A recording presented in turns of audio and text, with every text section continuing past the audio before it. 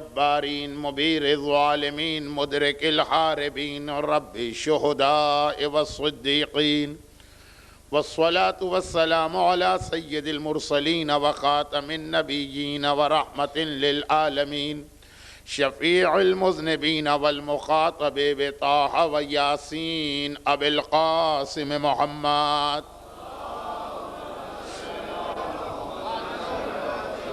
وآله وقطرته وأهل بيته الطيبين الطاهرين المعصومين المظلومين المكرمين المنتجبين الميامين ولعنة الله على أعدائهم أجمعين.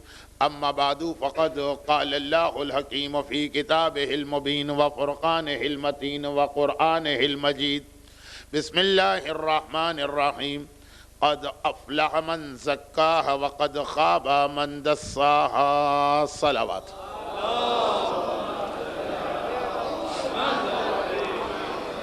سن 1428 ہجری کے ایام اضحیٰ کے تیسرے عشرے کی آج آخری مجلس ہے، اور پتہ نہیں کیسے یہ غلط فہمی مومنین کے درمیان پھیل گئی. یہ آج کی مجلس مجھے نہیں پڑھنا ہے، میرا عنوان یا میرا بیان گزشتہ کل مکمل ہو چکا. بہت سارے لوگوں نے رابطہ کیا اور پوچھا کہ مجلس آپ ہی پڑھ رہے ہیں؟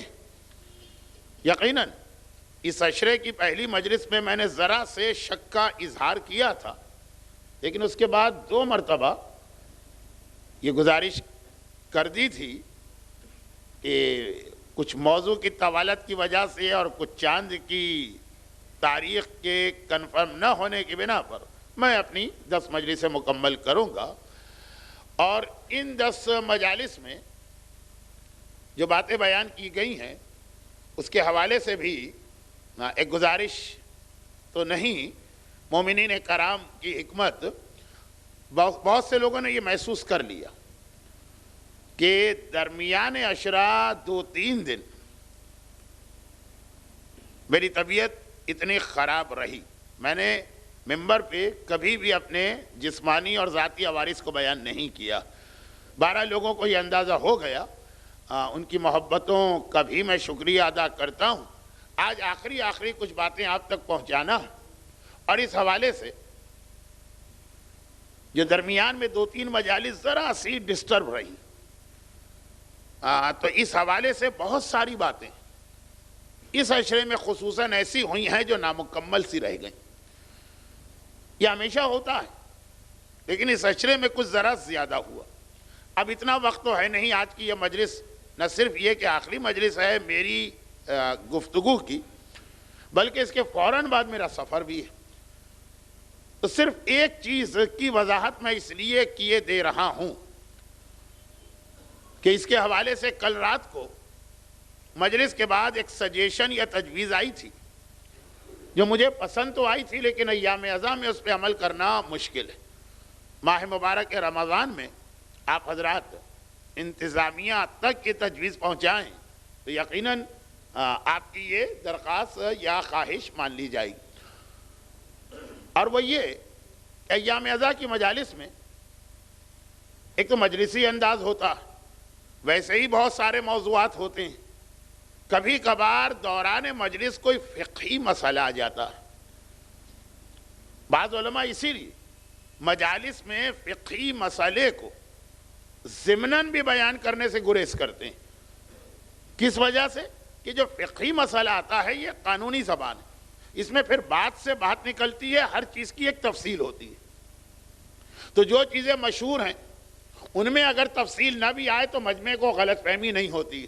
مثلا اگر مجلس میں یہ مسئلہ آ گیا کہ نماز واجب ہے، تفصیل اس میں بھی ہے کہ بعض حالتوں میں شاید نماز حرام بھی ہو جائے، لیکن کیا کوئی بیان کرنے والا دنیا میں ایسا ہے کہ جب کبھی یہ جملہ کہے تو ساتھ میں یہ وضاحت بھی کر دے کہ ہاں بھائی کبھی نماز حرام بھی ہو سکتی؟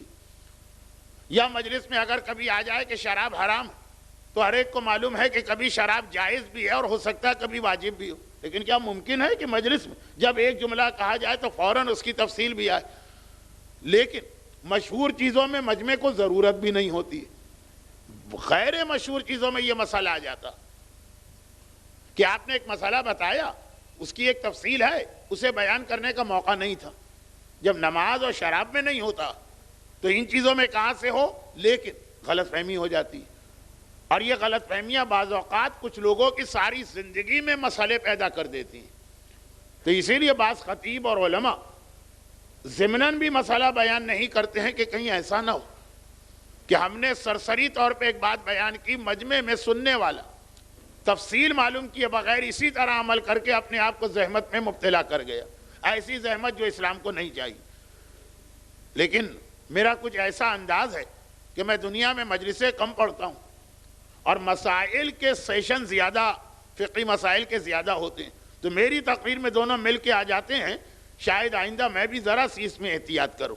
اب یہ اتنی ساری لمبی چوڑی تفصیل و تمہید کیوں ہو گئی کہ اور کئی چیزیں ایسی آئی ہوں گی، لیکن ایک مسئلہ بلکہ لوگوں نے متوجہ کرایا کل رات کو مجلس کے بعد کہ یہ تو پچھلے سال کی مجلسوں میں بھی آیا تھا اور ہم اس وقت سے اس سال تک پریشان رہے، اور یہ پریشانی بھی پھر مجلس میں دور نہیں ہوئی۔ مجلس کے بعد جو کل مومنین کرام خاصی دیر تک میرے ساتھ سوال و جواب میں لگے رہے کہ عام مسئلہ آتا رہا بینک کی نوکری حرام۔ بھائی ایسا مسئلہ تو نہیں ہے نا، نوکری بینک کی حرام ہوگی سود کی وجہ سے، انٹرسٹ کی وجہ سے، ربا کی وجہ سے، بیاج کی وجہ سے۔ خالی بینک کوئی ایسی چیز نہیں ہے کہ جس سے اسلام کو اختلاف ہو، بینکنگ کے بغیر تو آج گزارا بھی کہاں، لیکن یہاں پہ جہاں انٹرسٹ آتا تو چونکہ عام معاشرے کے ذہن میں بھی بینک کی نوکری کا نام سن کر انٹرسٹ کا مسئلہ آتا، لیکن بہرحال بینک میں کئی ڈپارٹمنٹ ایسے جس کے اندر انٹرسٹ یا ربا کا کوئی دخل نہیں، وہاں کی نوکری حرام نہیں۔ وہ ایک الگ مسئلہ کہ بینک کی ساری آمدنی جو ہے تنخواہ تو وہیں سے ملتی، لیکن وہ اسلام نے بینک کے علاوہ بھی ایک اصول ہمیں بنا کے دیا ہے کہ ہر وہ کمپنی یا ادارہ جس کے پاس حرام بھی ہو اور حلال بھی ہو، دونوں ایک جگہ مل جائے گا پیسہ، بینک کمپنی یا ادارے کا تنخواہ آپ کو وہیں سے ملے گی۔ لیکن یہ جو پیسہ ہے نا، اس کی مثال ایسی نہیں ہے کہ جیسے پانی اور شراب کو آپ ملائیں تو دونوں مل گئے تو پورا نجس ہو گیا۔ اگر حرام پیسہ اور حلال پیسہ کسی کمپنی میں، ادارے میں، بینک میں ایک جگہ مل گیا جا کے، تو ایسا نہیں ہے کہ حرام کی وجہ سے وہ جو حلال والا تھا وہ بھی حرام ہو گیا۔ نجاستوں میں ہوتا ہے، وہ بھی ہر جگہ نہیں۔ ہر مجتہد کی توضیح میں نجاست میں ایک مسئلہ یہی تو لکھا ہوتا ہے کہ دودھ ہے، اس کے اندر اگر نجاست کا قطرہ گر گیا تو سارا دودھ نجس، اور آٹے کے ڈبے میں اگر نجاست کا قطرہ گرا صرف اتنا حصہ نجس ہے، باقی آٹا پاک۔ ٹھوس اور مائع، سالڈ اور لیکوڈ، اس کا فرق۔ تو اب یہ کہ ہر وہ ادارہ جہاں حرام و حلال مل جائے، چونکہ یہ میری مجلس میں نہ صرف یہ کہ مسئلہ آیا بلکہ بعض لوگوں کے سارے روزگار کا دار و مدار اس مسئلے پر تھا، اس لیے میں یہ وقت لے رہا ہوں کہ ہر وہ ادارہ جہاں حرام کام بھی ہوتا ہے اور حلال بھی ہوتا ہے، اگر دونوں پیسے مل گئے اور آپ وہاں پہ حلال کام کر رہے ہیں تو آپ کی تنخواہ جو آئے گی، آپ خود سے یہ سمجھیے کہ حلال والے حصے سے آئی۔ خود ہی اپنے ذہن کے اندر آپ، وہی کمپنی کے پاس 10 ملین ہے، 5 ملین حرام ہے، 5 حلال ہے، میں جو 3000 درہم مہینہ لے رہا ہوں وہ جو آدھا حلال والا ہے وہاں سے لے رہا ہوں، کیونکہ میں حلال کام کر رہا ہوں۔ یہ اصول بینک کا نہیں، ہر اس ادارے اور کمپنی کا ہے جہاں حرام و حلال دونوں قسم کے کام ہوتے ہیں۔ تو بینک کے اندر بھی چونکہ انٹرسٹ کے علاوہ بھی حلال کام ہوتے ہیں، اس لیے تنخواہ کا کوئی مسئلہ نہیں۔ اب اگر آپ کا اپنا کام حلال ہے تو بینک کی نوکری حلال، آپ کا اپنا کام حرام ہے تو بینک کی نوکری حرام۔ یہ ان اداروں میں مسئلہ نہیں، یہ مسئلہ وہاں نہیں چلے گا جہاں پورا کام ہی حرام کا، جیسے شراب خانہ، وہاں پہ اگر آپ کوئی حلال کام بھی کر رہے ہیں، خالی آپ وہاں پہ وہ وائرنگ خراب ہو گئی تھی اس کی ریپیئرنگ کے لیے گئے اور اس کی آمدنی میں سے آپ کو پیسے دیے گئے، تو اکثر علماء کے نزدیک وہ حرام رہیں گے۔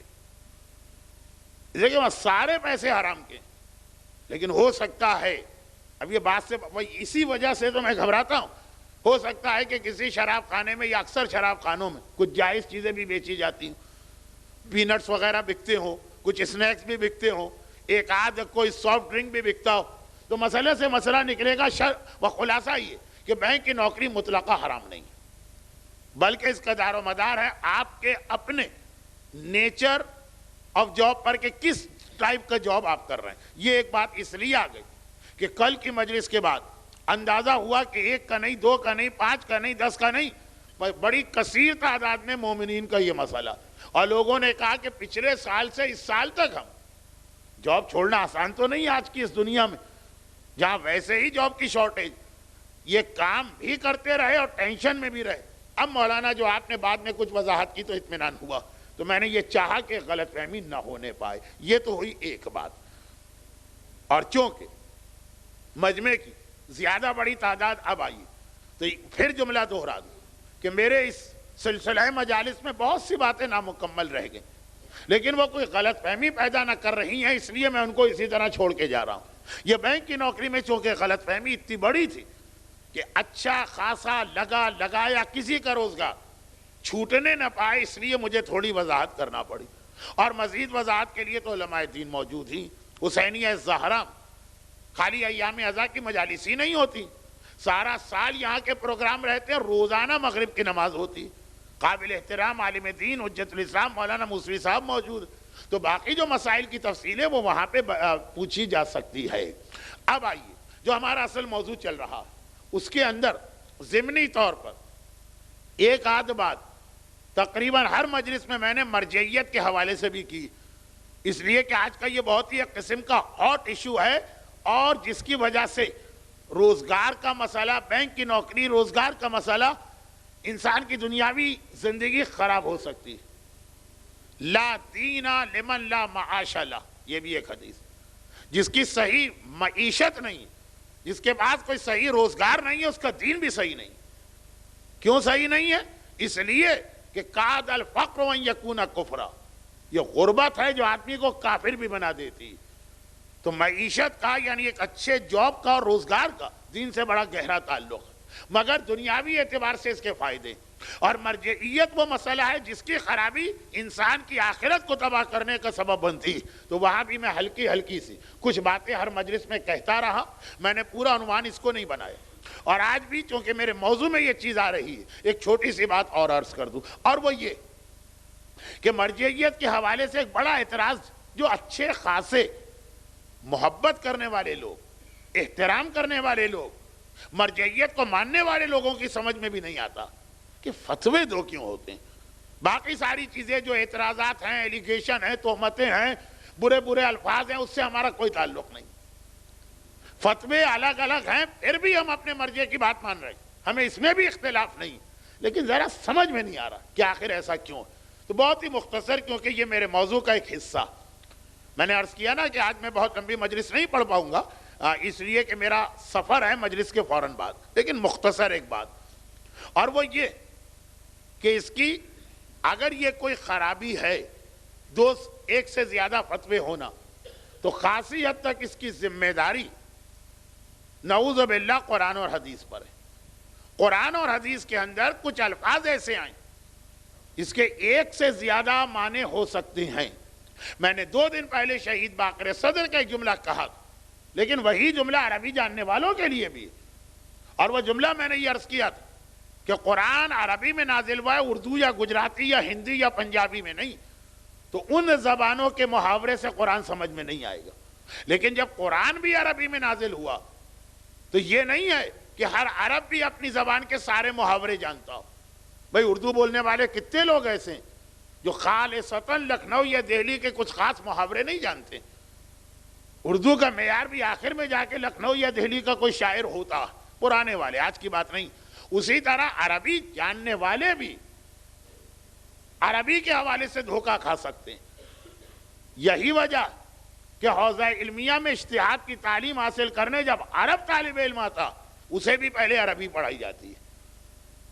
قرآن اور حدیث عربی میں بعض ایسے الفاظ آتے ہیں، بہت چھوٹی سی ایک مثال، ایک مثال کل کے موضوع کے بارے میں جو گزر گیا، ایک مثال جو میرا ٹاپک 5 دن سے چل رہا ہے، اور وہیں سے پھر میں اپنی بات آگے بڑھاؤں گا۔ چھوٹی سی بات، عام مثال، کیا ہر سال آپ ماہ مبارک رمضان میں یہ روایت نہیں سنتے کہ جب قرآن کی آیت آئی کلوا واشربوا حتی یتبین لکم الخیط الابیض من الخیط الاسود، کہ رمضان کی راتوں میں کھاؤ پیو، سورہ بقرہ کی آیت، یا ایھا الذین آمنوا کتب علیکم الصیام کی آیت کے بعد والی، کھاؤ پیو رمضان کی راتوں میں جب تک کہ سفید دھاگا اور کالا دھاگا الگ الگ نہ ہو، یعنی رات ختم ہو رہی ہے، فجر ڈان صبح صادق، اس کا وقت قریب آ رہا ہے، آہستہ آہستہ روشنی ہو رہی، اتنی روشنی ہو جائے کہ خیط ابیض خیط اسود سے الگ نظر آنے لگے، یتبین خیط الابیض خیط الاسود، خیط عربی میں لکیر کو بھی کہتے ہیں، دھاگے کو بھی کہتے ہیں، کیونکہ وہ لکیر کی طرح ہوتی ہے۔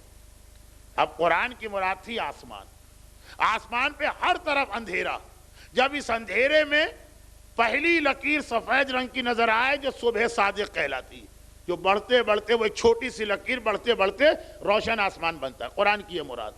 کیا مدینے کے مسلمانوں کی ایک بہت بڑی تعداد ماہ مبارک رمضان کی سحری کھاتے وقت اپنے ساتھ کالے اور سفید رنگ کے دھاگے میز پہ رکھ کے نہیں بیٹھتی تھی کہ جب اتنا اجالا ہو جائے کہ یہ دونوں دھاگے الگ الگ نظر آنے لگے تو یہ سحری کا وقت ختم ہوا، بلکہ جس دن یہ آیت قرآن کی نازل ہوئی مدینے کی مارکیٹوں میں کالے سفید دھاگے کی شارٹیج ہو گئی، پیغمبر کو پوچھنا پڑا کہ بھائی یہ ہو کیا رہا، یہ ہر ایک دھاگا خرید کے کیوں لے جا رہا؟ کہا وہ اللہ کا حکم آیا ہے کالا دھاگا سفید دھاگا الگ الگ نظر آئے، وہ یہ سمجھے کہ رات کے اندھیرے میں تو کچھ نظر نہیں آتا، جب اتنی روشنی آ جائے گی کہ میز پر رکھے ہوئے دونوں دھاگے الگ الگ نظر آئیں گے، یہ سفید ہے یہ کالا، اندھیرے میں تو پتہ ہی نہیں چلے نا کون کالا کون سفید۔ نعوذ باللہ، یہ جو میں لفظ کہہ رہا ہوں یہ اپنے لیے کہہ رہا ہوں، پیغمبر نے گویا سر پیٹ لیا کہ ارے اللہ کہہ کیا رہا ہے، قرآن کہہ کیا رہا ہے، تم سمجھ کیا رہے ہو۔ یہ کون لوگ تھے؟ نہ پنجاب کے دیہات کے رہنے والے تھے، نہ سندھ کے کسی گوٹ کے رہنے والے تھے، نہ یو پی کے کسی قصبے کے تھے، نہ بہار کے کسی گاؤں کے تھے، خالصتاً عربی بولنے والے، وہ نہیں سمجھ سکے۔ اللہ کا رسول ایک دن شام کے وقت اپنے حجرے میں داخل ہوئے، دیکھا کہ ساری بیویاں پیغمبر کی ایک جگہ بیٹھی، بھئی 2 یا 3 بیویاں بھی نہیں تھیں، ان کا بھی ایک جگہ جمع ہونا بہت مشکل، 2 بیویوں کا جمع ہونا بھی مشکل۔ مولا نے تبھی تو کہا کہ دنیا آخرت کی سوکن ہے، دنیا اور آخرت دونوں ایک ساتھ جمع ہو ہی نہیں سکتے، دنیا لوگے تو آخرت چھوٹے گی، آخرت لوگے تو دنیا چھوٹے گی۔ لیکن یہاں پوری کی پوری ازواج رسول ایک جگہ، اور خالی ایک جگہ نہیں ہے، ان کے پاس وہ ٹیپ ہے جو بھی اس زمانے کا ہو، اور باری باری اس سے ہاتھ ناپے جا رہے ہیں۔ نعوذ باللہ، پھر توہین آمیز لفظ، رسول خدا بھی یہ منظر دیکھ کے گھبرا گئے، چکرا گئے، حیران ہو گئے، یہ آج ہو کیا رہا؟ کہا یا رسول اللہ ہم فیصلہ کر رہے ہیں کہ ہم میں سب سے افضل کون ہے، تو یہ انچی ٹیپ کی کیا ضرورت ہے یہ فیصلہ کرنے کے لیے؟ کہا آپ ہی سے جب کسی نے پوچھا تھا تو آپ نے کہا میری بیویوں میں سب سے افضل وہ ہے جس کا ہاتھ سب سے لمبا ہے، تو ہم دیکھ رہے ہیں کہ کس کا ہاتھ سب سے لمبا۔ سر پکڑ کے رسول بیٹھ گئے ہوں گے، ہاتھ لمبا اس سے مطلب یہ لمبائی نہیں ہے، یہ عربی میں ایک محاورہ ہے، یعنی زیادہ سخاوت کرنے والے کو کہا جاتا ہے اس کا ہاتھ بہت لمبا۔ یہ ساری عورتیں پیغمبر کے کاشانے میں جتنی بھی خواتین تھی سب عرب تھی، ایک عجمی نہیں تھی، تبھی بیلنس کرنے کے لیے معصومین کے گھر میں معصومین کی ماؤں میں سے اکثریت عجمی، لیکن وہ ایک الگ موضوع۔ یہ ایسا ہی ہے جیسے اردو زبان کا ایک محاورہ ہے کہ فلاں صاحب بڑے کھلے ہاتھ کے ہیں، تو کھلے ہاتھ سے مطلب یہ ہاتھ کی گرفت نہیں ہے، بلکہ بہت پیسہ بہت خرچ کرتے ہیں، کنجوس نہیں ہے، جوڑ کے نہیں رکھتے۔ اب اس قسم کی پیغمبر، ایک میں نے حدیث کی مثال دی، ایک میں نے آیت کی مثال دی، مرجے کو انہی کی روشنی میں فیصلہ کرنا۔ خود عرب جب دھوکہ کھا سکتا ہے رسول کے اپنے زمانے کا، ایک تو یہ دھوکہ ہے کہ جی عرب تو ہے لیکن 1400 سال میں زبان بدل گئی، کچھ محاورے بدل گئے، وہ تو اسی وقت کے ہیں جب قرآن نازل ہو رہا۔ اور اب آئیے، میں نے کہا ایک تو میں اب ایک خاص ہمارے موضوع سے متعلق 2 مثالیں۔ یہ آپ کے علم میں شاید نہیں ہوگا کہ آج کے مراجع نے تو بات طے کر دی ہے کہ نماز کے وقت آپ کو خانہ کعبہ کی طرف کھڑے ہو کے نماز پڑھنا ہے، رخ، لیکن یہ بہت بڑا اختلافی مسئلہ مراجع میں رہا، اور شیعہ اور سنی دونوں اس کے اندر کامن ہیں کہ کیا کعبے کی طرف رخ کرنا ہے یا مسجد الحرام کی طرف رخ کرنا ہے یا خالی مکہ سٹی کی طرف رخ کرنا ہے؟ دیکھیں کعبہ الگ چیز ہے، اس کے چاروں طرف وہ گرینڈ ماسک مسجد الحرام ہے جو بہت بڑی ہے۔ ایک لفظ ہے کوئی آپ سے کہے اس منبر کی طرف رخ کرے، اور ایک کوئی کہے کہ حسینیہ زہرا کی طرف رخ کرے، تو وہ آدمی بھی حسینیہ زہرا کی طرف رخ کرنے والا کہلائے گا جو سڑک پر بیٹھا اور اس طرف رخ کر کے بیٹھا۔ قرآن کی آیت ہے فَوَلِّ وَجْهَكَ شَطْرَ الْمَسْجِدِ الْحَرَامِ، کل جہاں تک میں نے آیت پڑھی تھی اس کے آگے کی آیت کہ اب اپنا رخ مسجد الحرام کی طرف کرو۔ قرآن میں کعبہ نہیں آیا ہے، مسجد الحرام آیا ہے، اور کعبہ الگ چیز ہے، مسجد الحرام الگ چیز ہے۔ کعبے کی طرف رخ کرنے کے لیے آپ کی ڈائریکشن اور زیادہ اسپیسیفائیڈ ہونی چاہیے، محدود ہوگی۔ مسجد الحرام بہت بڑی ہے، اگر آپ مسجد کے باہر صحن میں بیٹھے ہوں، مسجد کے باہر دو طرف بہت بڑے بڑے صحن ہیں نا، آپ وہاں بیٹھے ہوں تو بالکل ممکن ہے ایک آدمی یوں بیٹھا ہو ایک آدمی یوں بیٹھا ہو، دونوں کا رخ مسجد الحرام کی طرف اور دونوں کعبے کی طرف نہیں۔ قرآن میں کعبے کا تذکرہ ہی نہیں ہے، قرآن میں مسجد الحرام کا تذکرہ۔ چنانچہ شروع زمانے کے مراجع وہ یہ فتویٰ دیتے تھے خاص کعبے کی طرف رخ کرنا واجب نہیں، پوری مسجد میں کدھر بھی رخ کر لو۔ آج اگر کوئی مرجع یہ فتویٰ دے دے تو سب سے پہلے ہمارا اعتراض ہوگا جو چیز 1400 سال سے سارے مسلمان متفق ہیں، یہ کون صحابہ ہیں جنہوں نے اس کے اندر ایک نئی بات کی؟ یہ وہ صحابہ ہیں جنہوں نے قرآن کے لفظ پر ہو بہو عمل کیا، اور پرانا یہ فتویٰ تھا شیعوں کے پاس بھی اور غیر شیعوں کے پاس بھی۔ تو اب اگر یہاں پہ دو فتوے ہوئے تو اس کی ذمہ داری مرجع پر نہیں ہے، نعوذ باللہ قرآن پر ہے۔ اور پھر ہماری مثال، پیغمبر تزکیہ نفس کے لیے آیا، پیغمبر نے طہارت کا بہت زیادہ حکم دیا۔ یہاں بھی دھوکہ ہوتا، جس طہارت کا اسلام میں اتنا زیادہ حکم ہے وہ جسم کی طہارت نہیں ہے، وہ روح کی طہارت ہے۔ ایک لفظ ہے اسلام میں طہارت، ایک لفظ ہے اسلام میں نظافت۔ نظافت کے معنی ہے جسم کو دھونا، جسم کو صاف کرنا۔ طہارت کے معنی ہوتے ہیں روح کو دھونا اور روح کو صاف کرنا۔ ہو سکتا ہے بہت سے عرب بھی چکرا جائیں کہ مولانا کیا کہہ رہے ہیں، میں وہ کہہ رہا ہوں جو صحیح عربی میں حدیث معصوم کے اندر موجود۔ نظافت دو حدیثیں، الطہارۃ من الایمان، النظافۃ من الایمان۔ طہارت ہے روح کی پاکیزگی جو وضو سے حاصل ہوتی ہے، غسل سے حاصل ہوتی ہے، تیمم سے حاصل ہوتی ہے۔ نظافت ہے جسم کی پاکیزگی، وہ دھونے سے، صابن لگانے سے، شیمپو استعمال کرنے سے حاصل ہوتی۔ نظافت کے بارے میں روایت صرف ایک ہے، طہارت کے بارے میں 500 روایتیں، تو زیادہ تاکید اسلام میں طہارت کی۔ روح کو پاک کرنا یہ پہلا مرحلہ، معلوم ہے لوگ رگڑ رگڑ کے جسم صاف کر رہے ہیں، پانی ضائع کر رہے ہیں، وسواسی بنے جا رہے ہیں۔ امام کو اطلاع ملی ایک آدمی بہت دیر تک حمام میں بیٹھتا۔ امام نے کہا کیوں بیٹھتا؟ کہا اس لیے بیٹھتا ہے کہ وہ اللہ کی عبادت کا شوقین ہے۔ کہا وہ اللہ کی عبادت کر ہی نہیں رہا، وہ شیطان کی عبادت کر رہا۔ کہا اللہ کی عبادت کسے کہتے ہیں؟ کہا میرے جد کی حدیث یاد نہیں ہے، الوضوء بمد والغسل بصاع، ایک چلو پانی میں پورا وضو ہوگا۔ میں نے کراچی میں ایک بار کہا تھا کہ میں تو 3 چلو میں وضو کر لیتا ہوں، لوگوں کو حیرت ہوئی، 3 تو میں نے لوگوں کی وجہ سے کہہ دیا، ورنہ حدیث میں آیا خالی ایک چلو پانی پورا وضو ہو جائے گا۔ اس ایک چلو کے 3 حصے کریں پورا وضو ہوتا۔ اور وصا، پورا غسل، یہ جو مصافی کی 2 بوتلیں ہیں نا، اس میں پورا غسل شرعی اسلام کا ہو جاتا۔ خالی اتنا نہیں، جو امام نے جو یہ روایت اپنے جد کی، پیغمبر کی تلاوت کی، تو آگے وضاحت کی کہ میرے جد نے یہ بھی کہا ہے سیاتی قوم، ان قریب ایک ایسی قوم آئے گی جو اس پانی کی مقدار کو بہت کم سمجھے گی۔ یہ وہ لوگ ہیں جو پل صراط پہ ان کے قدم نہیں جمیں گے اور یہ جہنم میں گریں گے۔ یہ رسول کی حدیث کہ خالی اگر اس مقدار کو تم نے کم بھی سمجھا، اس لیے کہ اسلام یہ نہیں چاہتا، طہارت ہے اسلام کا حصہ، نظافت ہے اسلام کا حصہ، جسم کی صفائی ہے اسلام کا حصہ، روح کی صفائی ہے اسلام کا حصہ، مگر اسلام یہ نہیں چاہتا کہ کم اہم مسئلے میں لوگ اتنا الجھ جائیں کپڑے اور جسم کو صاف رکھنے میں کہ جو زیادہ اہم صفائی روح کی ہے اسے لوگ بھول کے بیٹھ جائیں۔ بہترین پرفیوم، دوسری مجلس کو ریپیٹ نہیں کر رہا ہوں، بہترین کپڑے، روزانہ دھلے ہوئے کپڑے، روزانہ استری شدہ کپڑے، بڑی جسم کی صفائی کا خیال ہے. جہاں کسی نے ٹوکا کہا اسلام میں طہارت یہ ہے، لیکن اتنی نہیں ہے. جو غیبت کر رہے، جو جھوٹ بول رہے، جو دوسروں کا حق غصب کر رہے، اس کی بھی صفائی کی فکر کرنا. اور اس کے لیے پہلی چیز آتی ہے نماز. پیغمبر نے اپنا مشن جسم کی صفائی قرار نہیں دیا، روح کی صفائی. قرآن نے کامیابی کا معیار جسم کی صفائی قرار نہیں دیا، روح کی صفائی. قد افلح من زکاہا وقد خاب من دساہا.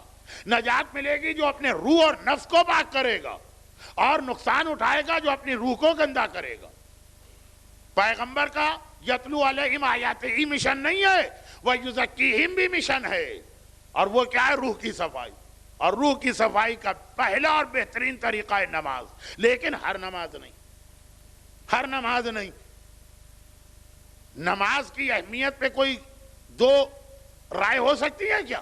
مگر نماز ہی کے حوالے سے قرآن کریم میں ایک ایسی آیت آئی جس سے یزید کو فائدہ اٹھانے کا موقع مل گیا.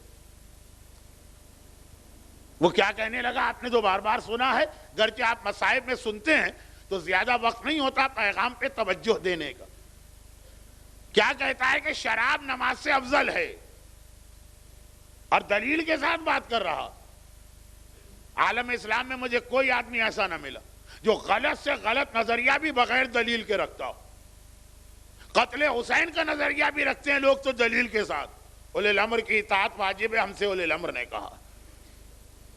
تو دو باتیں یاد رکھیے گا، غلط سے غلط نظریہ بھی عالم اسلام میں تو دلیل ہوتی ہے لوگوں کے پاس. اور عجیب بات یہ کہ دلیل بھی قرآن ہوتا ہے، یہ نہیں کہ کوئی ضعیف حدیث. ہر آدمی اپنی دلیل. قتل حسین والے جو اولی الامر کی بات کر رہے تو اطیعوا اللہ و اطیعوا الرسول و اولی الامر کی آیت تلاوت کر کے شراب کو نماز سے افضل قرار دینے والا، وہ بھی اگر اپنی بات کر رہا تو دلیل کے ساتھ، اور دلیل قرآن. کہہ رہا پورا قرآن دیکھ ڈالی. دیکھیے یہ آرگومنٹ تو ہم نے سنا کہ جی قرآن میں کہاں لکھا ہے کہ شراب حرام ہے، مگر یہ کوئی نہیں کہتا ہے کہ نماز سے زیادہ شراب بہتر ہو گئی. یہ یزید کہتا. خالصتاً عرب، ٹھیک ہے اس کی ماں عیسائی تھی لیکن تھی تو عرب کی رہنے والی عیسائی. خالصتاً پکا عربی جاننے والا. اور کیا کہہ رہا؟ اور عربی کے بہترین شاعروں میں بھی وہ شامل ہوتا. یزید کی اپنی چارج شیٹ اتنی بڑی اور کارنامے اتنے بھیانک ہیں کہ لوگ بھول جاتے ہیں کہ یزید ویسے عربی کے بہترین شاعروں میں سے تھا، اپنے زمانے کا ویر تقویر و غالب تھا. لیکن خیر وہ چھوڑ دیجئے. تو یہ یزید کا پلس پوائنٹ پڑھنے کو تھوڑی میں ممبر پہ آتا ہوں. خلاصہ یہ ہے، دلیل دے رہا، کہہ رہا پورے قرآن میں دکھا دو. اللہ نے کہیں شرابی کو اس طرح کنڈیم کیا ہو جیسے نمازی کو کیا. فویل للمصلین، ویل ہو نمازیوں کے لیے.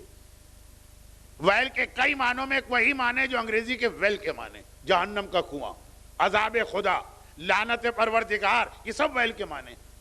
دلیل قرآن سے لاتا ہے شراب بری چیز ہوگی اگر ہوئی تو، مگر کہیں آیا ہے کہ ویل للشاربین الخمر؟ آیا ہے کہیں پہ؟ نمازی کے لیے آیا. بھئی یہی وہ منزل ہے.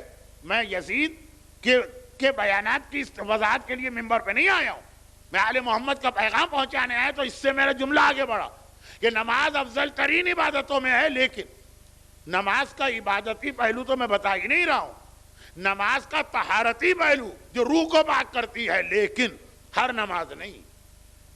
کون سی نماز؟ تھوڑا سا اشارہ تو اسی آیت میں ہے جسے یزید نے شراب کی حمایت میں پڑھا تھا.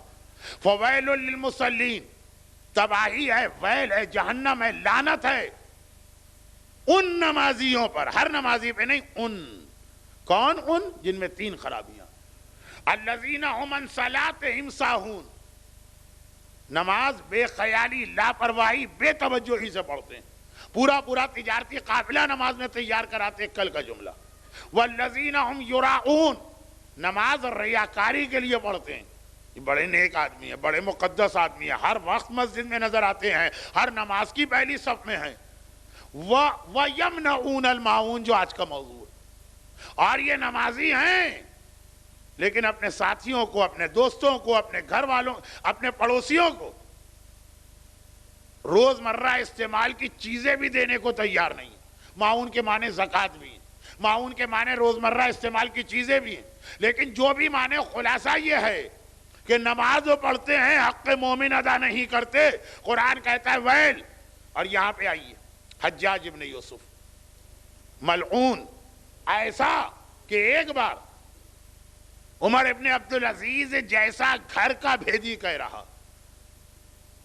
عمر ابن عبدالعزیز ابن مروان ابن حکم، یہ پورا شجرہ، مروان ابن حکم کا پوتا ہے عمر ابن عبدالعزیز، اور وہ ایک بار کہتے ہیں کہ اگر دنیا کے لوگ اپنے سارے ظالم لے کے آ جائیں آدم سے قیامت تک اور ترازو کے ایک پلے میں رکھیں، ہمارا گھرانہ صرف 2 اپنے گورنرز کو پیش کرے گا اور ترازو کے دوسرے پلے میں رکھے گا، یہ 2 جب جائیں گے ترازو کے پلے میں ہمارا پلہ جھک جائے گا۔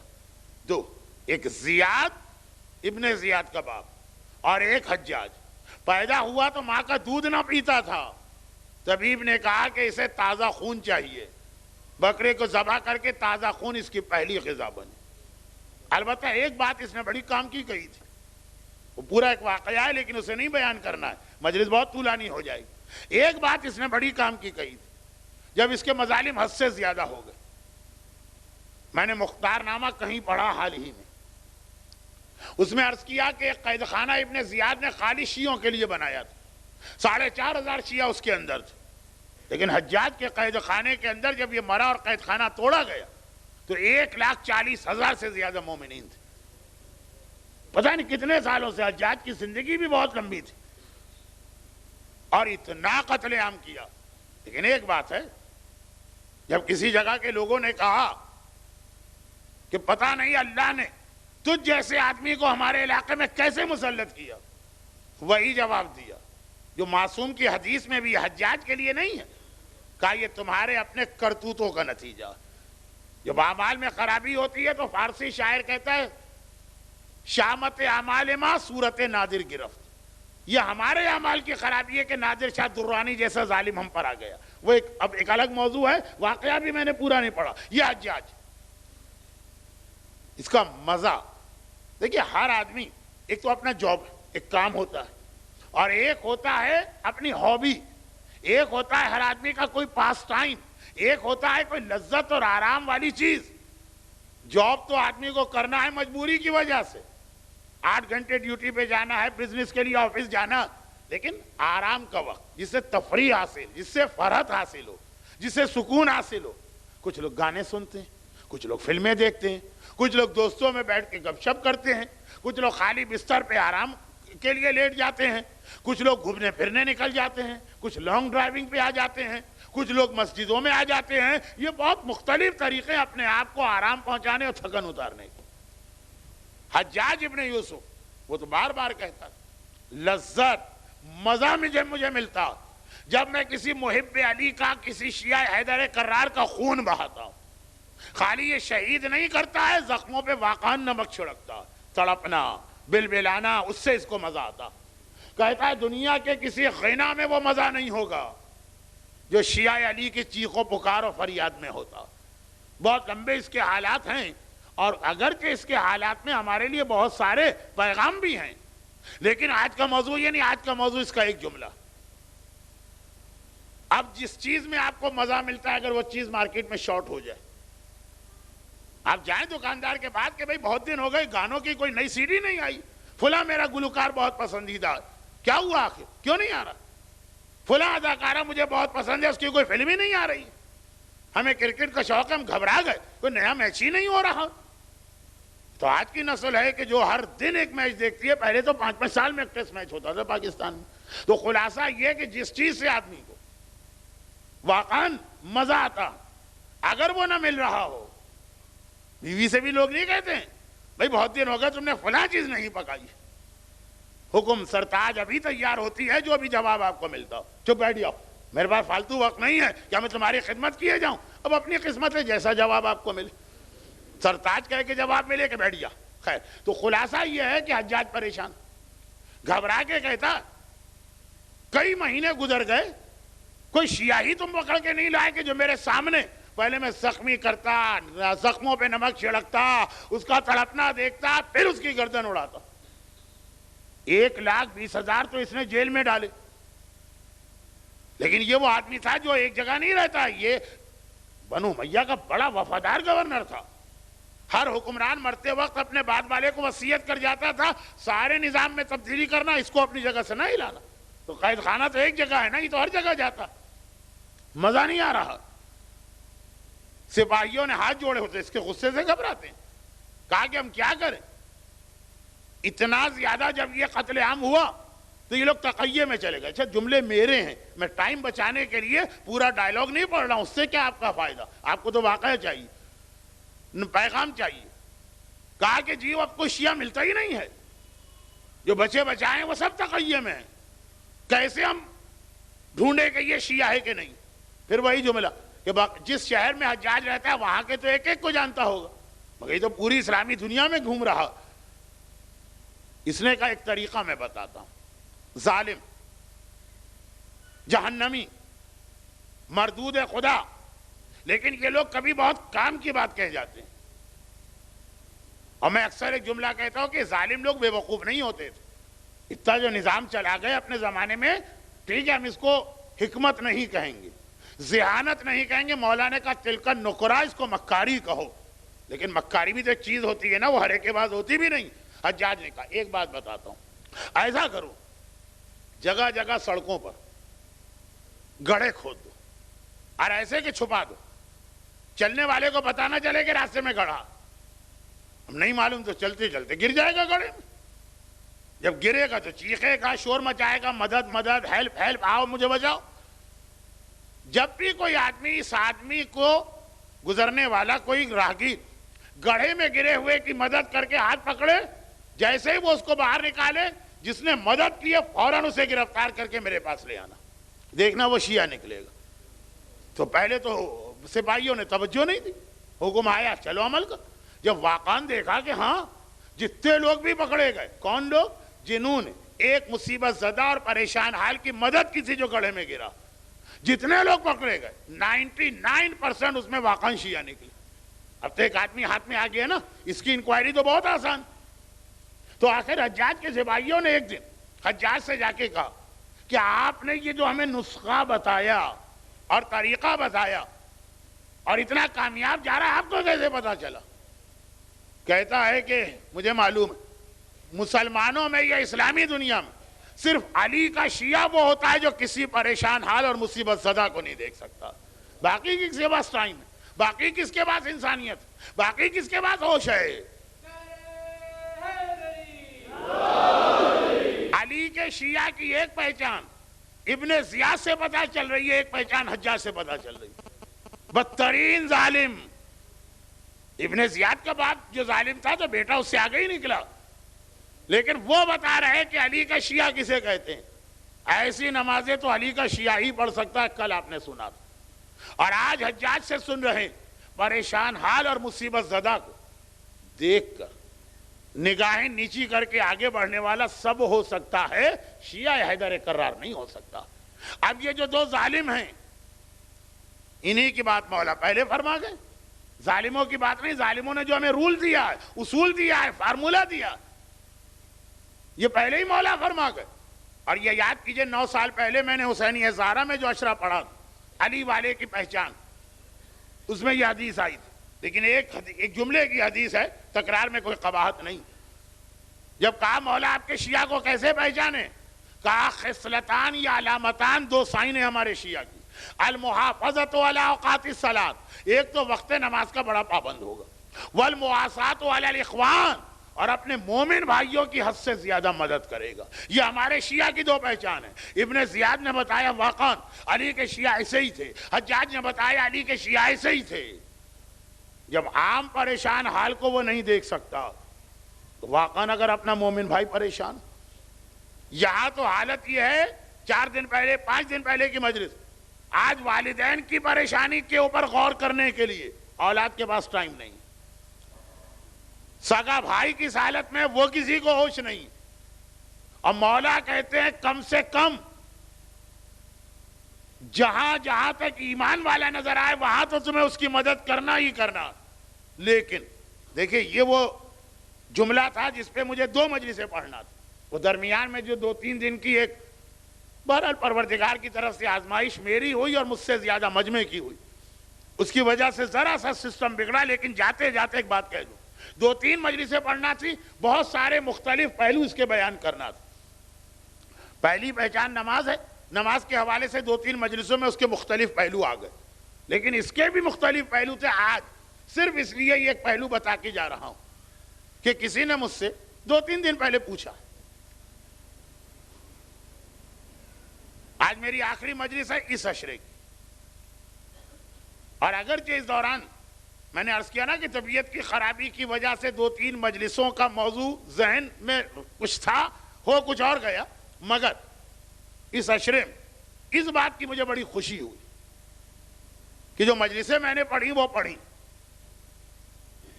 وہ تو ایک ایسی خدمت ہے کہ اسی پہ موت آئی, یہی ہم لوگوں کی دعا تمنا ہوتی.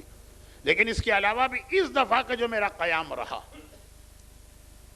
اس میں سوال و جواب کا شوق میں نے بہت زیادہ لوگوں میں پایا.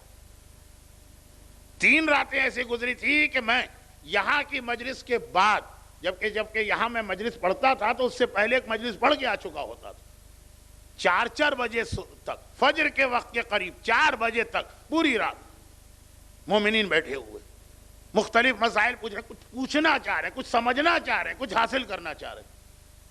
بعض لوگوں کو کسی وقت میں بہت تھکا ہوا نظر آتا تھا تو وہ سوچتے ہوں گے 24 گھنٹے میں خالی 1 گھنٹے کی مجلس پڑھ کے گئے, ہمیں دیکھیے صبح سے شام تک ہم نے پتھر کوٹے ہیں, مزدوری کی ہے, پھر آ کے مجلس میں بھی بیٹھے. کیونکہ نہیں معلوم نا کہ اس کے علاوہ اور بھی کیا مصروفیات ہیں. اس کا ایک حصہ کل حسینیہ زہرا میں جو مجلس کے بعد بھی 40 منٹ مومنین کے سوال و جواب ہوئے, اور اچھا ہوا کل ہو گئے کیونکہ آج میرا فوراً سفر ہے تو میں آج تو خدمت نہیں کر پاؤں گا. لیکن تجویز آئی کسی کی کہ حسینیہ زہرا کی انتظامیہ سوال و جواب کا بھی ایک سیشن رکھا کرے. ایام ازا میں کتنا مشکل ہے, اس لیے کہ ایام ازا ایک دوسرے کے ساتھ تعاون کا نام, اس سے پہلے بھی مجلسیں ہوتی, تو ایسا تو نہیں ہو سکتا کہ مجلس سے پہلے مومنین کو یہاں بلا کے کسی اور صف ازا کو, ہر صف ازا قابل احترام ہے, اور اس کے بعد یہاں پہ اتنی رات ہو جاتی. ماہ مبارک رمضان میں شاید یہ ممکن ہو, لیکن وہ ایک الگ موضوع تھا. کہنے کا مقصد یہ تھا, کسی نے ایک سوال کیا کہ مولانا آپ نے ممبر پہ یہ کہا, اور میں نے شاید کہا بھی تھا, کہ آکلینڈ سے لے کے لاس اینجلس تک اور وینکوور تک, مغرب سے مشرق تک ساری دنیا ایام ازا کی برکتوں سے ہر سال مجھے جانے کا موقع مل رہا, اور مختلف مصیبتیں اور پریشانیاں لوگوں کی, میں نے کچھ کامن باتیں بتائی بھی کہ جہاں گیا یہ مسئلے نظر آ رہے ہیں. عقائد کے حوالے سے بھی, یعنی دینی حوالے سے بھی لوگ کنفیوز, دنیاوی حوالے سے بھی لوگ پریشان ہیں. پولوشن آج کا بہت بڑا مسئلہ ہے, آلودگی. عقائد اور دین کے اندر بھی اس وقت پولوشن کو پھیلایا جا رہا. لیکن کسی نے کہا کہ مولانا دنیاوی اعتبار سے اس وقت آپ نے اس ساری دنیا میں, جس میں چھوٹے چھوٹے دیہات بھی, وہاں بھی ہم لوگ جاتے ہیں خدمت امام کے لیے, اور بڑے بڑے ترقی یافتہ شہر بھی, اور مغرب بھی ہے, اور مشرق بھی ہے, اور اسلامی دنیا بھی, اور نان مسلم دنیا بھی ہے. اوورآل سب سے زیادہ کس مسئلے کو آپ نے دیکھا جو آج کل ہماری قوم میں ہو, اور کوئی ایسا مسئلہ بھی نظر آیا جس پہ خود آپ بھی پریشان ہو, آپ کا مسئلہ نہ ہو؟ میں نے کہا ہاں, اس وقت واقعاً جو مسئلہ مجھے نظر آیا روزگار کا نہیں, کچھ علاقوں میں بہت اچھی لوگوں کی زندگیاں, یہ بات ان کی ہو رہی تھی کسی ایک علاقے کی نہیں, پوری دنیا کی. بیٹیوں کی شادی, گھر کے بیٹی کی شادی ہر دور میں ایک مسئلہ رہی. وہی معصوم امام جن کے نام سے میں نے اس سال کا یہ 3را عشرہ اس لیے پڑھا کہ ان کی شہادت اس میں آتی, انہی میرے چوتھے امام, امام زین العابدین علیہ الصلاۃ والسلام کی حدیث ہے کہ کچھ چیزیں ایسی ہیں جو بڑے سے بڑے آدمی کے لیے بھی مسئلہ بن جاتی ہے, اس کو توڑ دیتی ہیں, اس کو تھکا دیتی ہیں. سفرن ولو کان فرسخا, ٹریولنگ اور سفر, چاہے وہ ایک فرسخی کیوں نہ, یعنی چھوٹے سے چھوٹا سفر بھی کیوں نہ ہو, دینن ولو کانت درہما، قرضہ ایک ہے بوجھ چاہے ایک درہمی کا کیوں نہ ہو۔ ایسے حوصلے والے، ایسی ہمت والے، ایسے پہلوان آج کے دور میں پیدا ہوئے ہیں کہ ہزاروں کسی کے قرضہ لے کے کھا جاتے ہیں، پیشانی پہ بل بھی نہیں آتا۔ صحیح مومن ایک درہم کا قرضہ ہے، راتوں کی نیند اڑ جائے گی۔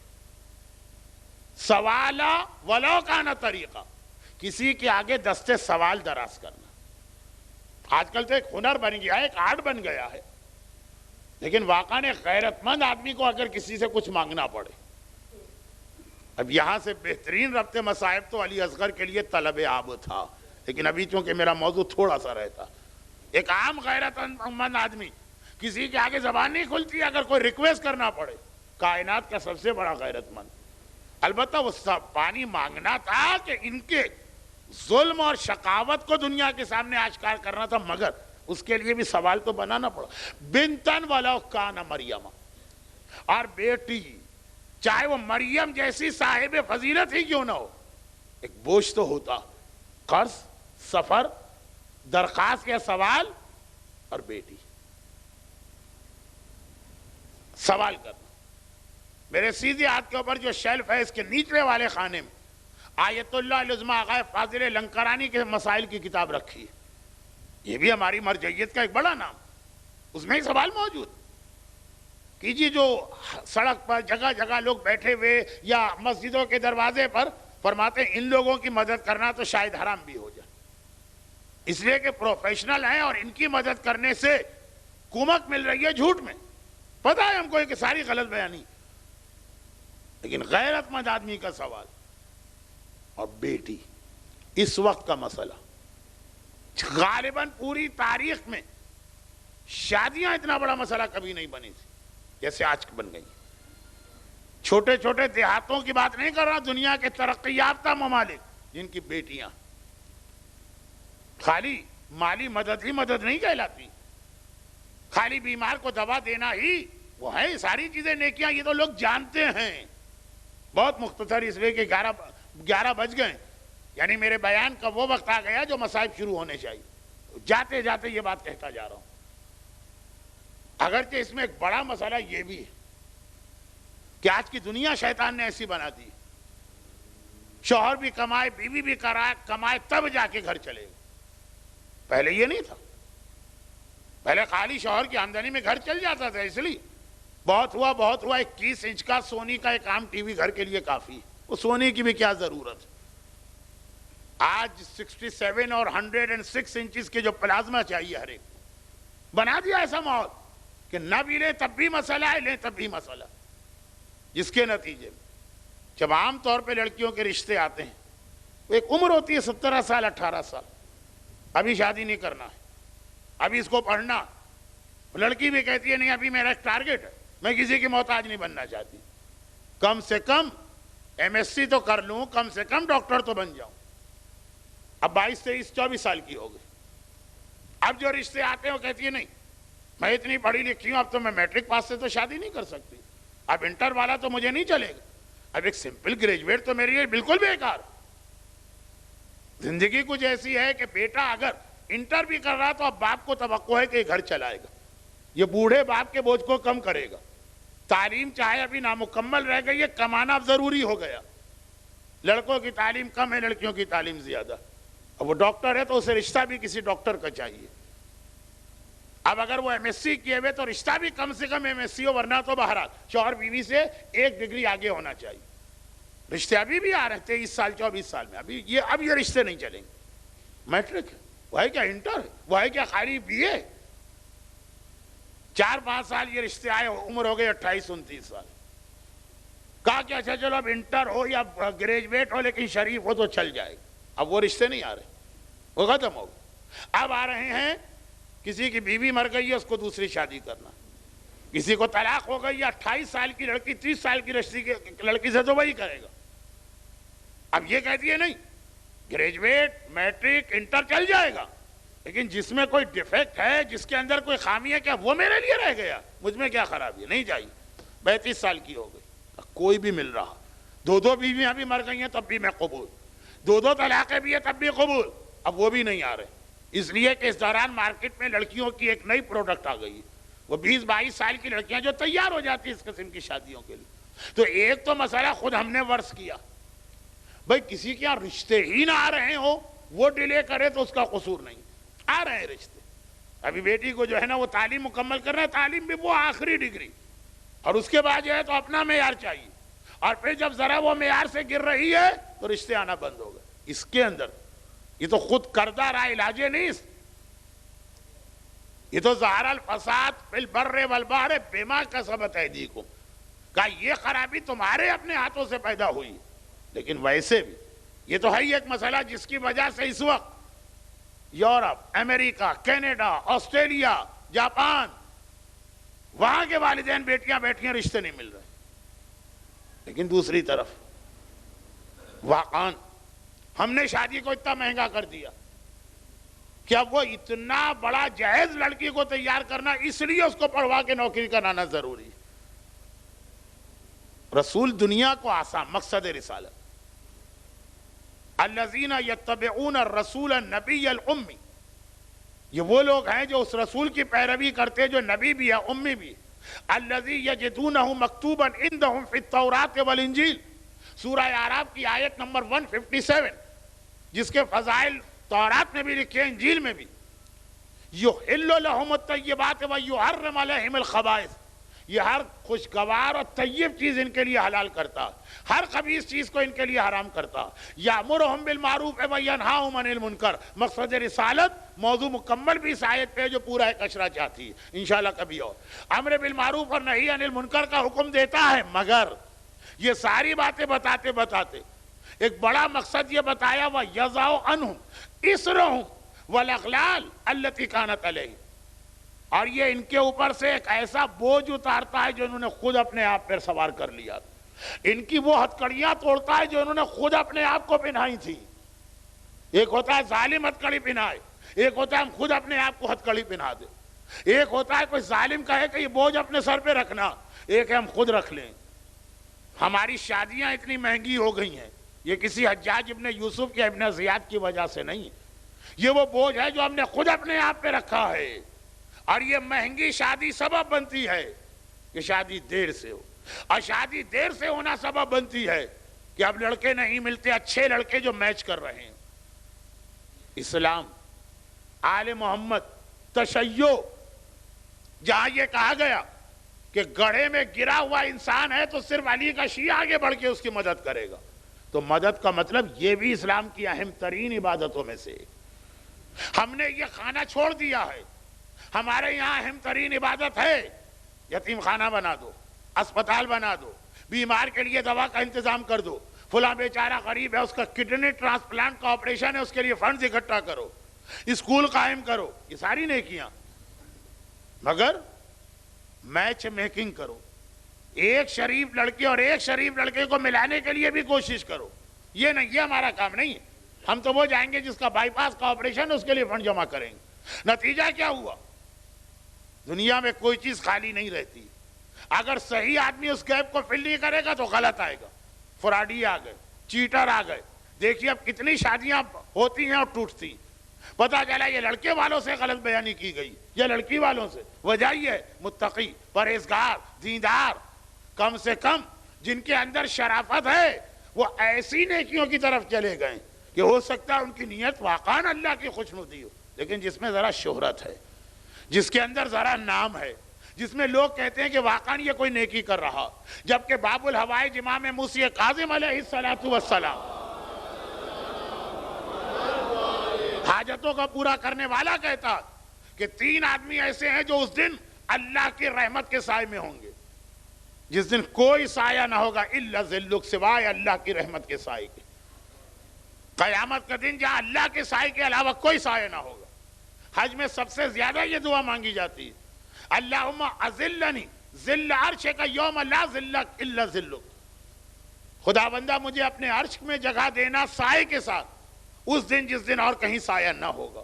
امام فرماتے 3 آدمی ایسے ہیں جنہیں پروردگار اپنے عرش کے سائے میں جگہ دے گا، ایک جس نے کسی مرنے والے کو بچایا، اور دوسرا جس نے کسی لڑکی اور لڑکی کی شادی میں کوشش کی ہے اور حصہ لیا۔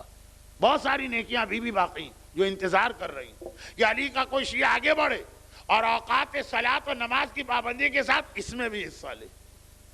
لوگ زیادہ اس لیے گھبراتے ہیں کہ ایک تو اس نیکی کے اندر شہرت زیادہ. ایک آدمی نے زندگی میں 5 شادیاں کرائیں اور ایک آدمی نے 5 مریضوں کے لیے فنڈ اکٹھا کی. ہر آدمی اس کو متقی مانے گا, اس کو نہیں مانے گا. میں اس کی اہمیت کم نہیں کر رہا, میں اس کی اہمیت بڑھا رہا ہوں. اور دوسری بات, اس کے اندر کوئی جھگڑا نہیں ہے. ہم نے انتظام کر دیا, وہ زندہ رہا یا مر گیا ہماری تعریفیں ہو گئی. یہاں پہ کوئی اختلاف نکل آیا لڑکے اور لڑکی کے درمیان, ہر وقت لڑکے والے بھی ہمارا گریبان پکڑنے کو تیار ہیں اور ہر وقت لڑکی والے بھی ہمارے بال نوچنے کو تیار ہیں. بھئی ہم جھگڑوں میں نہیں پڑتے. یہاں جب سے یہ مومن کا مزاج بنا, اگرچہ اس میں اسلام نے دعائیں بھی بتائیں, سلسلہ کھلا ہوا. سورہ طارق, جس کی بیٹی کی شادی نہ ہو روزانہ فجر کے بعد 3 مرتبہ یہ سورہ پڑھ, اور اگر عرفات میں اسے یہ سورہ پڑھنے کا موقع مل جائے تو کیا کہنا. سورہ مریم, خود وہ لڑکی اس کی تلاوت کرے کہ شادی نہیں ہوتی. شادی سے ریلیٹڈ مسئلوں کا بھی اسلام میں حل ہے. سورہ انبیاء کی آیت نمبر 88, جس کے بارے میں امام کہتے ہیں اس میں لفظ فا آیا. فا کسے کہتے ہیں؟ یا فوراً نتیجہ نکلے. وَزَكَرِيَّا اِذْ نَادَى رَبَّهُ رَبِّ لَا تَذَرْنِي فَرْدًا وَأَنْتَ خَيْرُ الْوَارِثِينَ فَاسْتَجَبْنَا لَهُ وَوَهَبْنَا لَهُ يَحْيَىٰ. یاد کرو زکریا کو, جب وہ بڑھاپے میں اپنے رب کو آواز دے رہا تھا, رب لا تذرنی فردا, اے خدا مجھے اکیلا نہ چھوڑنا, انت خیر الوارثین, تو بہترین وارث دینے والا. قرآن کہتا ہے فاستجبنا له, اسی لمحے ہم نے اس کی دعا قبول کی. ووهبنا له یحییٰ, اور ہم نے اس کو یحییٰ جیسا بیٹا عطا کیا. یہ جس کی اولاد نہ ہوتی ہو یا اولاد نرینہ نہ ہوتی ہو, دعاؤں کا سلسلہ ہے. لیکن دنیا کی کون سی دعا ایسی جو خالی دعا کرنے سے وہ مسئلہ حل ہو جاتا ہے, کوشش نہ کرنا پڑے. دعا اپنی جگہ ہے, کوشش اپنی جگہ. یہی کربلا کے اندر بھی کہا گیا. مولا اتنا ظالم حکمران اگر آ گیا, وہ بات کو سمیٹ کے میں مصائب پہ آ گیا نا, تو مولا آپ کی دعا تو فوراً قبول ہے, دعا کریں. کہا یہ وہ منزل ہے جہاں دعاؤں کا اثر بھی ختم ہوتا, یہاں کوشش کرنا پڑے گی. تو اس ضمنی ایک بات آ گئی, علی کے شیعہ کی 2 بڑی پہچان, نماز اور مومن کی مدد. مدد خالی کوئی روٹین والی نہیں کہ بھئی یہ 8-10 چیزیں معاشرے میں مدد مانی جاتی. دائرے کو پھیلائیے. یہ دیکھیے اس وقت لوگوں کے لیے زیادہ بڑا مسئلہ کیا. ہر آدمی کو اپنا مسئلہ بڑا لگتا ہے, لیکن اوورآل کسی کو جاب دلوانا یا کسی کی بیٹی کی شادی کا انتظام کرنا. ٹرانسپلانٹ اور کڈنی تو میں نے وہ بہت بڑی مثالیں دی, وہ تو جان بچانا, وہ تو سب سے پہلے. لیکن ایک عام بیمار کی دوا یا ایک عام مومنہ کی بیٹی کی شادی کا انتظام, سوچیں, یہ تو ہر آدمی کو غور کرنا. بہرحال نیکیوں میں یہ بھی شامل. اور شادی کا نتیجہ اولاد ہے, وہ نہ ہو تو اس کا بھی اسلام نے آپ کے سامنے, ایک تو یہی جو میں نے ابھی آیت تلاوت کی, مگر ایک منزل ایسی آتی ہے. مقصد رسالت کیا ہے؟ اسلام. یہ وہ خطرے میں پڑے یا اس کا مسئلہ آ جائے تو آدمی ہر قربانی دینے کو تیار. جو ساری زندگی اولاد کے نہ ہونے پہ دعا کر رہا ہے اور اولاد ہو رہی ہے, لیکن اگر دین کو ضرورت ہے تو اپنی اولاد اپنے ہاتھ سے قربان کرنے کو تیار. زکریا خون کے آنسو رو دیے جب تک بے اولاد تھے, یحییٰ جیسا بیٹا دیا, لیکن جب دین کو ضرورت پڑی تو یہی یحییٰ کس مظلومیت کے ساتھ دین خدا کے نام پہ شہید ہوا. بڑی کثیر تعداد میں لوگ شام جانے کی تیاری کر رہے ہیں. جناب یحییٰ کے روضے کی زیارت تو ہر وہ آدمی کرتا جو شام کی مسجد میں قدم رکھتا. بیٹا چاہیے, اولاد چاہیے, لیکن اگر اللہ کے دین کی بات آ جائے تو یہ اولاد بھی دین خدا پہ قربان. چاہے وہ ابراہیم کی آنکھوں کا نور اسماعیل ہو, چاہے وہ لیلا کا اکبر ہو, چاہے وہ فروا کا قاسم ہو, چاہے وہ رباب کا اصغر ہو. لیکن آج جو جملہ مجھے مصائب میں کہنا, یہ کل کے مصائب کا ٹکڑا. لیکن کربلا کی ان اولادوں کی قربانیوں کے علاوہ ان بچوں کو بھی یاد کرنا ہے جو کربلا سے کوفہ اور کوفہ سے شام راستے میں گرتے گئے اور شہید ہوتے گئے. اور ایک منزل آئی کہ زینب کو انہیں بچانے کے لیے اپنے آپ کو اونٹ سے گرانا پڑا. جو اونٹ سے گر جاتا ہے اسے زینب ہی سنبھالتی ہے، مگر ایک بچی ایسی تھی جسے کسی اور نے آ کے سنبھالا، کیونکہ اس سے ابھی شام میں بہت بڑا کام لیا جانا ہے. یہ وہ بچی ہے جو ابھی یزیدیت کے چہرے سے نقاب نوچ کے اتارے گی. یہ وہ بچی ہے جو شام میں انقلاب لائے گی. یہ حسین کے جہاد میں بہت اہم کردار ادا کرنے والی ہے. تبھی تو ریاض القدس کی یہ روایت آ گئی، ماہ مبارک سفر، اہل بیت کے شام میں داخل ہونے کی تاریخیں. تو میں شام کے راستے کے مصائب پڑھ رہا ہوں 2-3 راتوں سے، زندان شام اور دربار شام کے مصائب انشاءاللہ. کل سے مولانا تقی ہادی صاحب، اس کے بعد 40 کے مشرے میں آپ سنیں گے. قافلہ راہ شام میں ہے. ایک مرتبہ چلتے چلتے یہ قافلہ عجیب انداز سے روکا. اس سے پہلے جو بچہ گرا ہے، جیسے ہی گرا ہے اس وقت زینب ایک بار اپنے آپ کو اونٹ سے گراتی. یہ کون بچہ گرا جس کے لیے زینب سے پہلے حسین رک گئے؟ قافلہ چلتے چلتے رک گیا. ایک بار عمر سعد اور شمر گھبرا کے آگے آئے. دیکھیں ان کو جلدی ہے یزید کے پاس جا کے انعام لینے کی. قافلہ کیوں روکا گیا؟ سپاہیوں نے کہا وہ نیزہ زمین میں گڑ گیا ہے جس پہ حسین کا کٹا سر. ہم نے تو ساری کوشش کر لی ہے، نیزہ آگے نہیں جا رہا. عمر سعد ذرا چکرایا. شمر کہتا ہے میں اس نیزے کو آگے بڑھاتا ہوں. اب عقل کیا کہتی ہے کہ نیزے کو آگے بڑھانا تو شمر نیزے کی طرف جائے گا. نیزے کی طرف نہیں گیا، اس اونٹ کی طرف آیا ہے جہاں میرا مظلوم آقا سجاد بیٹھا ہے. عشرہ سجادیہ کی آخری مجلس سجاد ہی کے حوالے سے. اور قریب آتے ہی کچھ زبان سے نہ کہا، عزادارو ہاتھ میں کوڑا ہے، وہ کوڑا گھماتا ہے. ہائے میرا مظلوم آقا سجاد. ایک بار پھر زخمی کمر کو پکڑ لیتا ہے. شمر کہتا ہے سجاد اگر تیرا بابا آگے نہ بڑھا تو جب تک وہ نیزہ وہاں رہے گا تجھے کوڑوں پہ کوڑے کھانا پڑیں گے. یہ حیدر کرار کا پوتا، یہ مصائب اس کے لیے کوئی مسئلہ نہیں ہے. لیکن ایک بار کٹے ہوئے سر کو دیکھ کے کہا بابا اس وقت آپ کیوں رک گئے؟ آواز آئی سجاد بابا تیری مصیبت دیکھ رہا ہے لیکن میری سکینہ اونٹ سے گر گئی ہے، جب تک کہ میری بچی نہیں آئے گی میں آگے نہیں جا سکتا. اب یہ خبر زینب کو ملی. گرچہ مجھے یہ بھی بتانا تھا کہ دوسرے بچوں کی خبر فوراً ملی، یہ دیر سے کیوں ملی، لیکن اب وقت نہیں ہے مصائب میں. بس زینب نے سنا میری لاڈلی سکینہ جنگل میں گر گئی ہے، گھبرا کے اونٹ سے اتری، جنگل میں داخل ہوئی. اینا سکینہ، اینا سکینہ، کہیں سے سکینہ کا جواب تو نہ آیا. لوگوں سے پوچھا کوئی ننھی بچی نظر آئی ہے جس کے رخسار پہ تماچوں کے نشان ہو، کانوں سے خون جاری ہو، ایک بار وہ سینے پہ ہاتھ مار کے کبھی کہتی ہو ہائے میرے امو، ہائے میرے چچا، ہائے میرے بابا.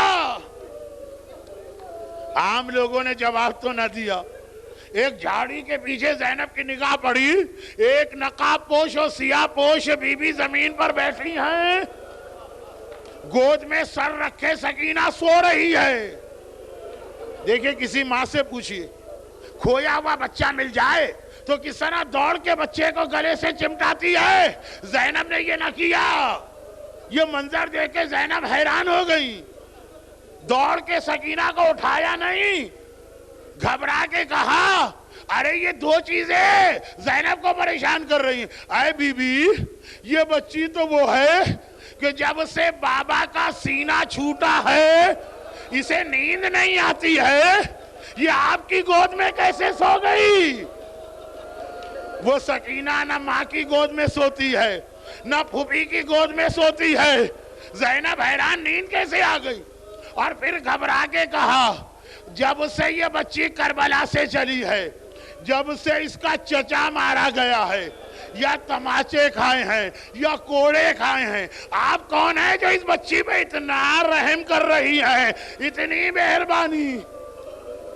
ایک بار نقاب کے پیچھے سے آواز آئی زینب میری گود میں بچی کو نیند نہ آئے ارے یہ تو وہ گود ہے جس میں اس کا بابا حسین بھی آ کے سو جاتا تھا، اور میں اس بچی پہ رحم نہ کروں تو کون کرے گا؟ زینب سکینہ کو پھر بھول گئی، گھبرا کے کہا بی بی آپ کی آواز تو جانی پہچانی لگ رہی ہے، للہ یہ بتائیے آپ ہیں کون؟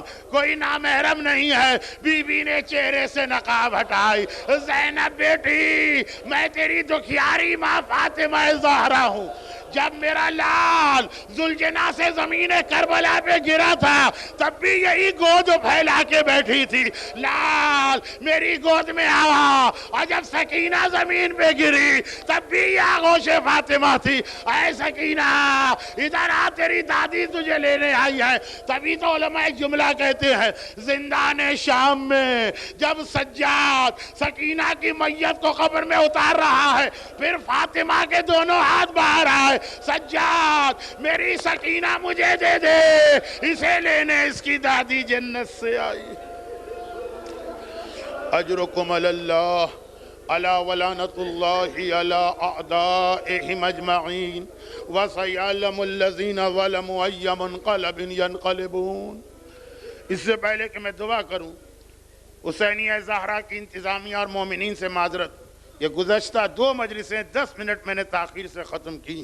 پروردگارہ تجھے انہی مصائب زہرا، مصائب زینب، مصائب سکینہ کا واسطہ، جتنے مومنین اور مومنات آج کی مجلس میں ہیں، انہیں غم حسین کے سوا دنیا اور آخرت کی ہر پریشانی سے محفوظ فرما۔ پروردگارہ تجھے فاطمہ زہرا کا واسطہ ان تمام صاحبان ایمان کی تمام حاجتوں کو پورا فرما، خصوصاً جو روزگار کی پریشانی میں مبتلا ہیں، خصوصاً جو بیٹیوں کی شادی کے مسئلے میں مبتلا ہیں، خصوصاً جو اولاد یا صاحب اولاد یا اولاد نرینہ کے متمنی ہیں، جو بیمار ہیں، خداوندہ ان سب کی یہ ساری حاجتیں پوری فرما۔ خصوصیت کے ساتھ محترم فواد ساجوانی صاحب کی والدہ اور ایک اور مومن کی والدہ جو آئی سی یو میں ہیں، خداوندہ ان سب کو شفاء کاملہ عطا فرما۔ میدان کربلا کے بے گور و کفن لاشوں کا واسطہ ہمارے تمام مرحومین، خصوصاً ساجوانی خاندان کے تمام مرحومین، جو لوگ آج کی مجلس میں آئے ہیں، ان مومنین اور مومنات کے تمام خاندان کے تمام مرحومین کی مغفرت فرما۔ پروردگارہ صف ازا کا یہ سلسلہ اسی شان کے ساتھ تا قیام قیامت بلکہ جنت میں بھی برقرار فرما۔ ہمیں موت بھی آئے تو اس حالت میں کہ صف ازا پر بیٹھ کر آنکھوں سے غم حسین میں آنسو بہا رہے ہوں، اور پروردگارہ حسین کے صحیح عزادار، حقیقی عزادار اور حقیقی وارث، ان مظالم کا انتقام لینے والی اپنی آخری حجت امام زمانہ کے ظہور میں تعجیل فرما۔ ماتم حسین۔